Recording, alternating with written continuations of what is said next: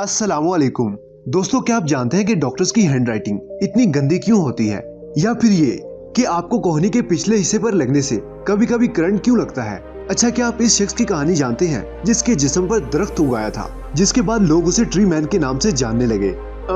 नहीं जानते तो अपनी तशरीफ को टिका दें किसी नरम से सोफे पर और अपने कानों में लगा ले वो इम्पोर्टेड हेडफोन, क्योंकि इन सवालों के जवाब के साथ साथ मैं आपको और भी ढेर सारी इंफॉर्मेशन से मालामाल करने जा रहा हूँ। तो चलिए जानते हैं फैक्ट नंबर 1। दोस्तों, आज मैं लेकर आया हूँ आपके लिए एक ऐसे शख्स की कहानी जिसके जिस्म पर दरख्त उगाया था और ये दुनिया भर में ट्री मैन के नाम से जाना जाने लगा। मिलिए बांग्लादेश में रहने वाले उबल से। इनकी प्रॉब्लम यह है कि इनके जिस्म पर ये दरख्त के जैसी चीजें उगाती हैं, जिसकी वजह से उसे अपने हाथों और पैरों पर 5 किलोग्राम का एक्स्ट्रा वजन उठाकर चलना पड़ता है। उबल 10 साल की उम्र से ही इस बीमारी में मुब्तला है। शुरुआत में तो वो इनको काट कर फेंक देता, लेकिन फिर आहिस्ता आहिस्ता ये बीमारी इसके पूरे जिस्म पर फैल गई। उबल एक शादीशुदा शख्स है और उनकी एक बेटी भी है, जिसे इनका अपने हाथों से खिलाने का ख्वाब ही रह गया।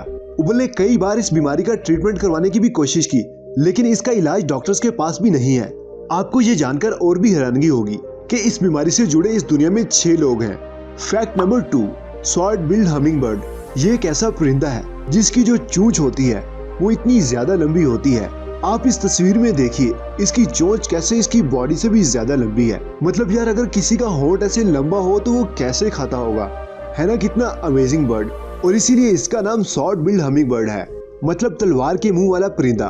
फैक्ट नंबर 3, एक ग्रीक वर्ड है और इसका मतलब ये होता है कि हमारी जिंदगी में बहुत सारी ऐसी चीजें होती हैं जो कि हमें पता है कि वो हमें लाजमी करना चाहिए, and these things are good for us, और फिर भी हम लोग वो नहीं करते। जैसे कि नमाज पढ़ना, कुरान पढ़ना और सुबह सुबह एक्सरसाइज करना, मेडिटेशन करना वगैरह। लॉजिकली हमें ये पता है कि ये सब करने से हमारी लाइफ पीसफुल रहेगी, लेकिन तब भी बहुत सारे लोग ये नहीं करते और इस चीज को नाम दिया गया है अक्रासिया। फैक्ट नंबर 4, दोस्तों, आपको भी कभी जाने अनजाने में कोहनी के पिछले हिस्से में चोट लगने से एक करंट के जैसा झटका लगा होगा, लेकिन क्या आपने कभी ये सोचा है कि जिस्म में ये सिरेंसी क्यों पैदा होती है और ऐसा बॉडी के किसी और पार्ट के साथ टकराने से क्यों नहीं होता। मैं आपको बताता हूँ, क्योंकि ये सिरन जो कि करंट के जैसे लगती है वो नर्व्स के आपस में टकराने की वजह से होती है, हड्डियों के टकराने से नहीं। अल्लर नर्व के नाम से एक नर्व हमारे जिस्म के ऊपर वाले हिस्से से हाथ की तरफ नीचे आती है। ये बॉडी की सबसे लंबी अनप्रोटेक्टिव नर्व होती है और कोई भी बॉडी मसल इस नर्व को प्रोटेक्शन नहीं देता। कोहनी के पिछले हिस्से पर जब भी कोई चीज हिट होती है तो इस नर्व पर इम्पैक्ट पड़ता है, और चूंकि नर्व्स इलेक्ट्रिक पल्सेस के थ्रू सिग्नल्स को ट्रांसफर करती हैं, इस ट्रांसफर के अचानक ब्लॉक होने पर ही हमें ये इलेक्ट्रिक शॉक लगता है। फैक्ट नंबर 5, दोस्तों, आपने कभी गौर किया होगा कि आप जब भी किसी डॉक्टर से प्रिस्क्रिप्शन लेते हैं तो डॉक्टर्स की हैंडराइटिंग बिल्कुल भी आपके पल्ले नहीं पड़ती, लेकिन केमिस्ट के पास वही पर्ची जब आप लेकर जाते हैं तो केमिस्ट झट से दवाइयां निकाल कर दे देता है। लेकिन दोस्तों, क्या कभी आपने ये सोचा है कि डॉक्टर्स की हैंडराइटिंग इतनी गंदी क्यों होती है, या क्या वो जानबूझकर ऐसे लिखते हैं कि हम मैंगो पीपल को कुछ समझ ही ना आए। नहीं दोस्तों, ऐसा नहीं है। डॉक्टर्स की ऐसी हैंडराइटिंग की वजह उनकी सालों की प्रैक्टिस होती है। डॉक्टर्स अपनी प्रैक्टिस के दौरान बहुत लिखते हैं, किसी भी और जॉब से कहीं ज्यादा। स्टडी के दौरान उन्हें बहुत सारे पॉइंट्स जल्दी जल्दी नोट करने पड़ते हैं, जिसके लिए वो शॉर्ट में ही ज्यादा लिखते हैं। साथ ही किसी की मेडिकल कंडीशन की छोटी छोटी ऑब्जर्वेशन उन्हें नोट करनी पड़ती है।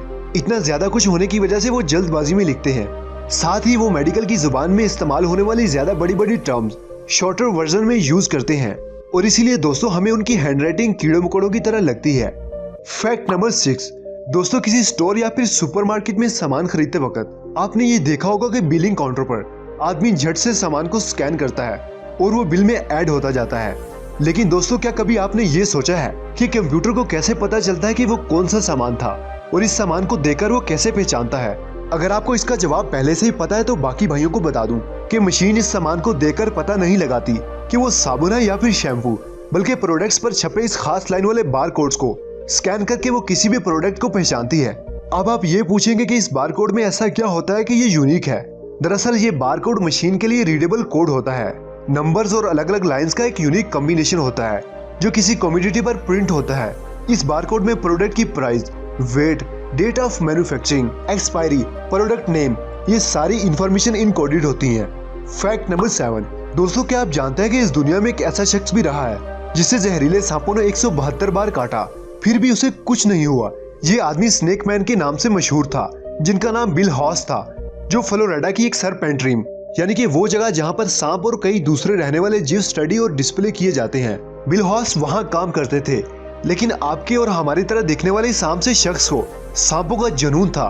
वो बचपन से ही सांपों के साथ खेलते और उनका जहर निकालते आए हैं। इस जानलेवा खेल में खुद को और मजबूत बनाने के लिए बिल हॉर्स ने अपने जिस्म में सांप के जहर की लिमिटेड डोज देना शुरू की, जिससे आहिस्ता आहिस्ता इनके जिस्म में जहर की वजह से ह्यूमिडिटी बढ़ने लगी। और दोस्तों, इस बात पर यकीन नहीं होता कि बिल हॉर्स ने 172 सांपों की बाइट्स को सरवाइव किया है और न जाने कितने लोगों को अपना ब्लड डोनेट करके उनकी जान बचाई है। दुनिया में सबसे ज्यादा स्नेक बाइट सरवाइव करने का गिनीज वर्ल्ड रिकॉर्ड भी बिल हॉर्स के नाम है। आगे चल के उन्होंने सांपों की जहर पर रिसर्च करने के लिए अपनी एक कंपनी बनाई और अपनी पूरी लाइफ सांपों के दरमियान निकाल दी। 2011 में 100 साल की उम्र में बिल हॉर्स इस दुनिया से चल बसे और अपने पीछे एक नायाब एक्सपेरिमेंट की लेबोरेटरी बनाकर दुनिया के लिए छोड़ गए। और दोस्तों, इसी के साथ हमारा वक्त भी होता है आपको छोड़ने का। मिलेंगे नेक्स्ट वीडियो में। अगर ये वीडियो आपको अच्छी लगी तो इसको लाइक करने के साथ अपने दोस्तों के साथ शेयर जरूर करना। और अगर मजीद मजे की वीडियोस देखना चाहते हैं तो चैनल को भी सब्सक्राइब कर लीजिएगा। तो भाई मैं चला, अल्लाह हाफिज।